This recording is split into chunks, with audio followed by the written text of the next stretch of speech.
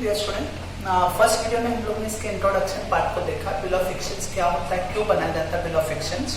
उसके बाद हम लोग ने उसका डेफिनेशन देखा। डेफिनेशन देखने के बाद हम लोगों ने देखा parties of bill of exchange, और उसके बाद मैंने एग्जामिनर बताया कि प्रोफॉर्मा कैसे बनता है बिल ऑफ एक्सचेंज का। ठीक है, इस वीडियो में हम लोग कहाँ पे फोकस करेंगे, जनरली थ्योरेटिकल पार्ट ही अभी दो टाइप का बिल बनता है, एक इनलैंड बिल और एक फॉरेन बिल। जैसे हम काफी स्टूडेंट डाउट में होते हैं इनलैंड बिल का मतलब क्या है, फॉरेन बिल का मतलब क्या है। उसके बाद हम लोग यहाँ पे फोकस करेंगे एक्सेप्टेंस पे। There are two types of acceptance, एक जनरल एक्सेप्टेंस, एक क्वालिफाइड एक्सेप्टेंस। उसके बाद हम लोग ड्यू डेट पे फोकस करेंगे। स्टूडेंट, ड्यू डेट का मतलब there are two types of due date, एक नॉमिनल ड्यू डेट, दूसरा legal due date. Actually maths के स्टूडेंट को भी काम में आएगा डिस्काउंट वाले चैप्टर में, मैथ्स 2। ठीक है, और उसके बाद हम लोग ने एक क्वेश्चन दिया है जिससे आपके गवर्नमेंट बुक का ही क्वेश्चन है, जिससे हम लोग एक बिल ऑफ एक्सचेंज का प्रोफॉर्मा बनाएंगे। ठीक है, तो इस वीडियो में आपको बेसिक नॉलेज हो जाएगा। ठीक है, अच्छा आपको अभी सर इसकी क्या जरूरत, क्या थ्योरी लिखने के लिए आता है स्टूडेंट, इसकी जरूरत आपको ऑब्जेक्टिव टाइप के क्वेश्चंस पे पड़ती है। जनरली ऑब्जेक्टिव में स्टूडेंट कंफ्यूज हो जाते हैं। ठीक है, इसको लेकर अब इनलैंड बिल और फॉरेन बिल क्या होता है। ठीक है, इनलैंड बिल और फॉरेन बिल, इनलैंड का मतलब हुआ इनलैंड आपकी कंट्री का, ठीक है, और फॉरेन बिल का मतलब हुआ आपकी कंट्री का नहीं से। अब जरा ध्यान से समझ लेंगे क्या है, एक लाइन में बता देता हूँ। इनलैंड बिल का मतलब when both the parties of bill, parties of bill मतलब बोथ द पार्टी का मतलब ड्रॉअर और ड्रॉई। ठीक है, both the party of bill are belongs to same country. ठीक है, when both the parties of bill, that is drawer and drawee, are belongs to same country, are called inland bill। मतलब drawer भी India का, ड्रॉई भी India का, inland bill। Drawer भी बांग्लादेश का, ड्रॉई भी बांग्लादेश का, inland bill। ड्रॉअर भी अमेरिका का, ड्रॉई भी अमेरिका का, inland bill। तो inland bill का मतलब ये हुआ when drawer and drawee both the parties are belongs to same country, same nation, are called inland bill।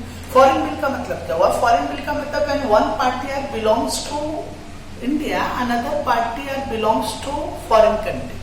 मतलब दोनों में से एक पार्टी दूसरे देश की हो और एक पार्टी दूसरे देश की हो, that is called foreign bill. मैं एग्जांपल देता हूं, suppose drawer belongs to India and drawee belongs to Pakistan.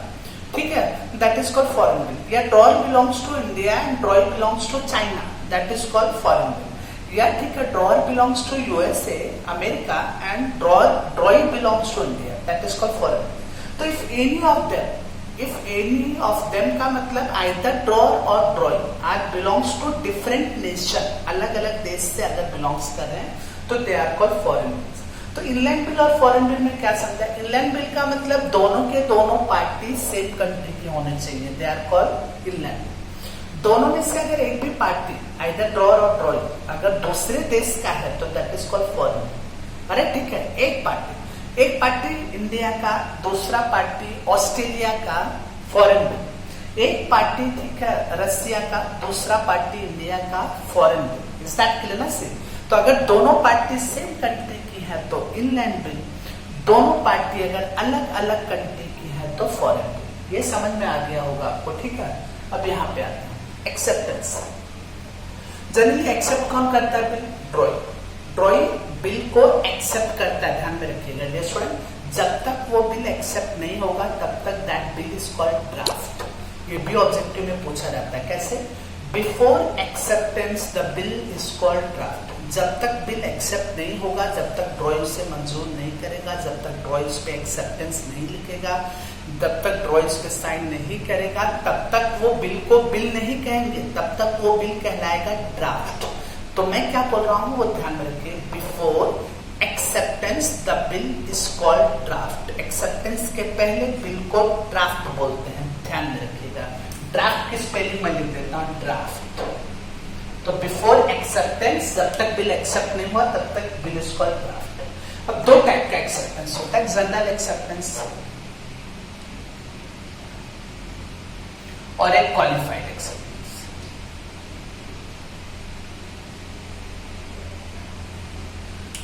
General acceptance का मतलब जनरली, ठीक है, जनरली ड्रॉई क्या करेगा, ड्रॉई देखेगा बिल का अमाउंट देखेगा, क्रेडिट पीरियड देखेगा। जनरली बिल का अमाउंट अगर उसके हिसाब से है, क्रेडिट पीरियड उसके हिसाब से, तो बिल पे लिख देगा एक्सेप्टेड, ऐसे एक्सेप्टेड। एक्सेप्ट किया मतलब मैंने एक्सेप्ट किया कि 2 महीने के बाद मैं 20,000 रुपए दूंगा, that is is called accepted, मंजूर किया, ठीक है, that is called general acceptance. General acceptance का मतलब without any changes, without any corrections, drawing accepted, बिना किसी चेंजेस के, बदलाव के, या बिना किसी करेक्शंस के, अरे ठीक है, ड्रॉइंग बिल को एक्सेप्ट कर लिया, that is called general acceptance. That means that shows the drawings completely agreed upon the bill. जो भी ड्रॉअर ने बनाया है ड्रॉइंग्स पे पूरी तरह सहमत है, that is called general acceptance. Drawing ने जनरली बिल को पढ़ा, बिल को पढ़ने के बाद credit period proper, amount proper, वो लिख देगा एक्सेप्टेड, नीचे अपनी साइन मार देगा डेट के साथ, that is called general acceptance. Qualified acceptance, qualified acceptance का मतलब व्हेन जो जनरल एक्सेप्टेंस ना हो, it is called qualified acceptance. When drawing is not completely agreed upon the bill, drawing पूरी तरह बिल से एग्रीड नहीं होती। यस ठीक है, ड्रॉइंग कुछ करेक्शन करके बिल को एक्सेप्ट करता है, जैसे for example in credit period and bill amount. Sometime drawing ने क्या कहा होता है कि 3 महीने के बाद मैं पेमेंट दूंगा, बट बिल में 2 महीना दिया है credit period, tenure of bill खाली 2 महीना दिया, तो वहां पे ड्रॉइंग एग्री नहीं करेगा। ड्रॉइंग वहां पे क्या कहेगा कि मैंने 3 महीने के बाद पेमेंट करना है और बिल 2 महीने के क्रेडिट पीरियड पे बना, ठीक है। या तो बिल हमारा और आपका ट्रांजेक्शन 20,000 का हुआ है, बिल 25,000 का बन गया है, तो यहाँ पे अरे ठीक है, ड्रॉइंग क्या करेगा, बिल को एक्सेप्ट करेगा बट कंडीशनल एक्सेप्ट करेगा, ठीक है। तो therefore qualified acceptance is called conditional acceptance. कैसे करेगा, जनरल एक्सेप्टेंस में तो उसने लिख दिया एक्सेप्टेड, बट क्वालिफाइड एक्सेप्टेंस में ऐसे लिखेगा एक्सेप्टेड, बिल एक्सेप्ट किया but for the value of ₹20,000। Bill 25,000 का बना, बट बिल को एक्सेप्ट कितना किया गया, खाली 20,000, ठीक है। तो यहाँ पे ड्रॉइंग कंप्लीट मेंशन करेगा कि सम टाइम क्या होता है, क्रेडिट पीरियड से या बिल अमाउंट से ड्रॉइंग एग्री नहीं करता, सम टाइम ड्रॉइंग क्या करता है, क्रेडिट पीरियड और बिल अमाउंट को करेक्ट करके, रेक्टिफाई करके बिल को एक्सेप्ट करता है, तो it is called qualified acceptance. तो ये जनरल एक्सेप्टेंस का मतलब when drawing is completely agreed upon the bill, drawing पूरी तरह बिल से सहमत है, वो सीधे एक्सेप्टेड लिख के साइन मार देगा। क्वालिफाइड एक्सेप्टेंस का मतलब when drawing is not completely agreed upon the bill, drawing कुछ करेक्शन करवाना चाहता है क्रेडिट पीरियड में या बिल के अमाउंट में, ठीक है, it is called qualified acceptance, ठीक है।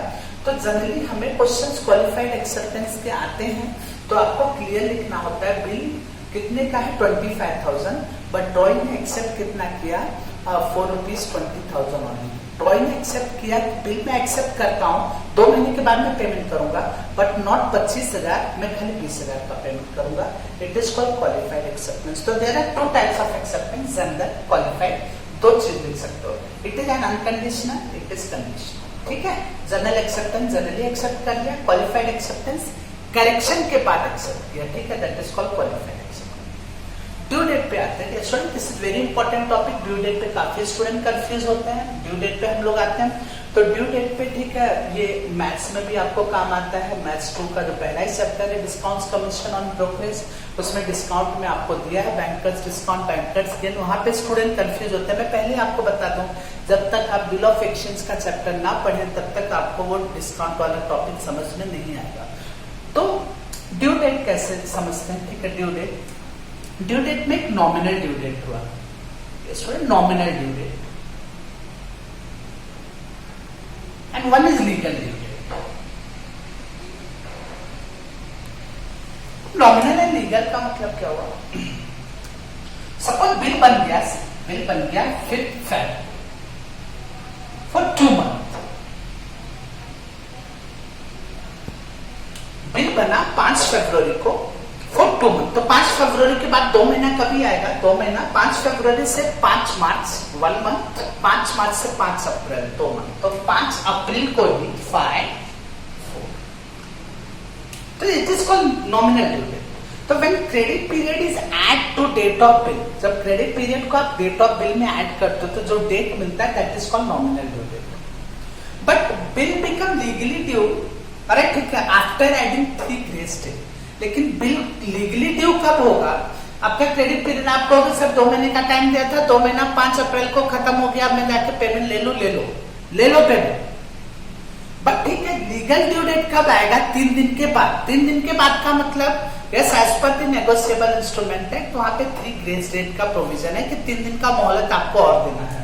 तो ये 5 अप्रैल में मैं 3 डेज और ऐड करूंगा, that is called 3 days of grace, 3 grace days. तो ये ऐड करने के बाद आपका लीगल ड्यू डेट आएगा 8 अप्रैल, ठीक है। तो 5 अप्रैल हो गया आपका nominal due date, then credit period is added to your date of bill. 5 April फरवरी क्या है? डेट ऑफ बिल, जिस डेट को बिल बना उसमें हम लोग ने क्रेडिट पीरियड ऐड कर दिया, तो आपको मिल गया 5 April. 5 April is called nominal due date, but when bill become legally due, तो जब 3 दिन आप और ऐड करोगे उसमें 3 डेज ऑफ ग्रेस, तब आपको आएगा 8 अप्रैल। 8 अप्रैल आपका लीगल ड्यू डेट है, मतलब लीगली ड्रॉई को 8 अप्रैल को पेमेंट करना होगा। अगर नहीं किया तो drawee is ready to face the legal action, ठीक है। आप ड्रॉई के अगेंस्ट में लीगल एक्शन ले सकते हो, ठीक है। तो nominal due date, legal due date. अब ध्यान में रखिए, बिल ऑफ एक्शन में जब भी ड्यू डेट की बात हो, बिल ऑफ एक्शन में जब भी ड्यू डेट की बात हो, तो हमेशा लीगल ड्यू डेट, हाँ ध्यान में रखिएगा। लीगल ड्यू डेट मतलब 3 ग्रेस डेट ऐड करने के बाद, ध्यान में रखिएगा।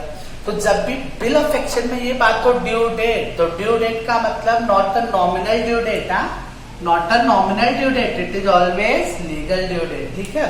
और लीगल ड्यू डेट पे ही बिल लीगली ड्यू होगा। और एक चीज और बताता हूँ, ऑब्जेक्टिव में काफी परेशानी होती है। अगर legal due date public holiday को आता है, सी पब्लिक हॉलीडे को अगर लीगल ड्यू डेट आया, पब्लिक हॉलीडे का मतलब जनरली 15 अगस्त और 26 जनवरी, जनरली 2 अक्टूबर, तो ये सब पब्लिक हॉलीडे वाले दिन है। नेचुरल मालूम होगा आपको, अगर इस डेट को लीगल ड्यू डेट आता है तो public holiday, take 1 day before, एक दिन पहले लीगल ड्यू डेट हो जाएगा। सबको मैं बताता हूं, 12 अगस्त को नॉमिनल ड्यू डेट आया, nominal due date, suppose nominal due date 12 अगस्त को आया, इसमें 3 दिन ऐड किया, 3 डेज, तो हो गया 15 अगस्त। क्या 15 अगस्त लीगल ड्यू डेट हो सकता है? नहीं। तो 15 अगस्त की बजाय क्या लेंगे? 14 अगस्त। Take 1 day before, not 1 day after, take 1 day before. तो 15 अगस्त को जो लीगल ड्यू डेट आएगा वो 14 अगस्त को कंसीडर होगा। 26 जनवरी को जो लीगल ड्यू डेट आएगा वो 25 जनवरी को कंसीडर होगा। 2 अक्टूबर को जो लीगल ड्यू डेट आएगा वो 1 अक्टूबर को कैंसिल होगा, ध्यान में रखिएगा। संडे वगैरह इग्नोर, ठीक है। तो अगर legal due date public holiday को आता है तो टेक 1 डे बिफोर, आपको एक दिन पहले का ड्यू डेट लेना। 15 अगस्त आया तो क्या लोगे? 14 अगस्त। 26 जनवरी आया तो क्या लोगे? 25 जनवरी। 2 अक्टूबर आया तो क्या लोगे? 1 अक्टूबर। तो ये हो गया ड्यू डेट। अब हम लोग एक क्वेश्चन सॉल्व करते हैं। नॉर्मली आपके गवर्नमेंट बुक का ही क्वेश्चन है। ये क्वेश्चन का इंफॉर्मेशन दिया है कि आपको बिल ऑफ एक्सचेंज का प्रोफॉर्मा बनाना है। ड्रॉअर का नाम आपको दिया है, ड्रॉई का नाम आपको दिया है, ड्रॉअर एंड ड्रॉई का नाम आपको दिया है। Name of drawer mister Prakash Rao, 648 coral plaza, SB road, Pune. ऐसा नहीं कि एसबी रोड मुंबई में ही है, पुणे में भी है एसबी रोड, ठीक है। ड्रॉई मिस्टर राहुल देव, 236 राजापुर रोड, जलगांव। अमाउंट, ये बिल अमाउंट हुआ, दिस इज बिल अमाउंट है, इतने अमाउंट का बिल बना। टर्म और टेन्योर, ये क्रेडिट पीरियड हुआ, क्रेडिट पीरियड है 3 मंथ्स, बट 3 महीने के बाद 3 दिन और, याद रखिएगा 3 महीने के बाद 3 दिन और legal due date. Okay, date of bill, इस डेट को बिल बना, और डेट ऑफ एक्सेप्टेंस, इस डेट को बिल एक्सेप्ट हुआ। एक चीज पहले बताया था मैंने, अगर डेट ऑफ एक्सेप्टेंस नहीं दिया है तो 4 से 5 दिन आगे का डेट आप लेंगे from date of bill. Suppose यहाँ नहीं दिया होता तो हम लोग 7 तारीख लेते, 8 तारीख लेते, ध्यान में रखिएगा। अब हम लोग क्या करते हैं, बनाते हैं प्रोफॉर्मा बिल ऑफ एक्सचेंज। पहले रेक्टेंगल प्रॉपर ड्रॉ कर लीजिए। अच्छा, प्रोफॉर्मा आपको नीट और क्लीन बनाना है। ऊपर put heading bill of exchange, capital में पुट करेंगे तो ज्यादा अच्छा है, ठीक है। यहाँ पे name and address of drawer mister Prakash Rao, ठीक है। Address 648 coral plaza, SB road,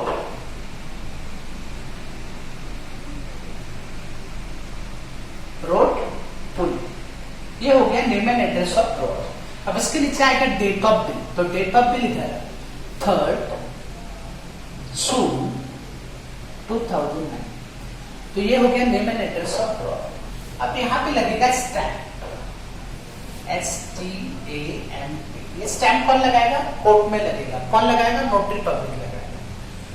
credit period क्या दिया? देखो टेन्योर टर्म दिया 3 months, तो आप कैसे लिखना स्टार्ट करोगे? 3 months after date paid to me, मुझे पे करो। पे का नाम नहीं दिया इसलिए मुझे पे करो। और my order, the sum of rupees कितना? 44,500 वर्ड में लिखना, 44,500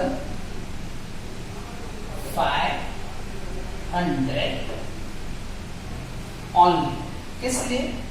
for the value रिसीव। कितने वैल्यू का आपने सामान या गुड्स अपने पहले मुझसे रिसीव किया था। 3 months after date pay to me or my order the sum of rupees 44,500 only for the balance। अब यहाँ पे ड्रॉअर अपनी साइन मारेगा। ड्रॉअर का नाम लिख दो यहाँ पे, mister Prakash Rao, the name of drawer. यहाँ पे आ जाएगा फिगर्स में अमाउंट, रुपीज साइन लिखना है आपको 44,500, ठीक है। यहाँ पे name and address of drawing to, drawing का नाम mister Rahul Dev, mister Rahul Dev, comma आगे 236 Rajapur road, comma and finally Jhargaon, ठीक है। एंड यहाँ पे आप यहाँ पे भी कहीं भी लिख सकते हो एक्सेप्टेड। बिल एक्सेप्ट हो गया, ड्रॉइंग ने एक्सेप्ट किया। कौन सा एक्सेप्टेंस होगा? ये जनरल एक्सेप्टेंस। ड्रॉइंग पूरी तरह एग्रीड है बिल अमाउंट से और क्रेडिट पीरियड से। तो एक्सेप्टेड के नीचे अपनी साइन मारेगा कौन? ड्रॉइंग। तो ड्रॉइंग का साइन है, ड्रॉइंग का नाम मिस्टर राहुल देव, ठीक है। विद डेट ऑफ एक्सेप्टेंस, किस डेट को बिल एक्सेप्ट हुआ? 7 जून 2009। मार्क्स डिस्ट्रीब्यूशन अगर आप देखते हैं तो इस पे हाफ मार्क्स है आपका, इस पे हाफ मार्क्स है, इस पे 1.5 मार्क्स है, हाफ मार्क्स, और इसके ऊपर 1 मार्क्स है, ठीक है। तो टोटल 5 मार्क्स का डिस्ट्रीब्यूशन है ये, ठीक है। ये प्रोफोर्मा 5 नंबर के लिए आता है, ठीक है। यहाँ पे name and address of drawer, यहाँ पे स्टैम्प, यहाँ पे वो स्टेटमेंट आपको लिखना है। पे का नाम दिया है तो पे टू पे और हिज और her order, okay. Amount, signature of drawer, name and address of drawing and finally accepted, ठीक है। तो ये वीडियो में हम लोग ने क्या किया, एक प्रोफोर्मा किया और ड्यू डेट के बारे में पढ़ा। Inland foreign bill, types of acceptance हम लोग ने देखा है, ठीक है। अब नेक्स्ट वीडियो में हम लोग टाइप्स ऑफ ट्रीटमेंट देखेंगे, कितने टाइप के ट्रीटमेंट्स होते हैं, और 1-2 प्रोफोर्मा हम लोग और बनाएंगे केस ऑफ कंपनी और पार्टनरशिप फॉर्म, ठीक है। ओके।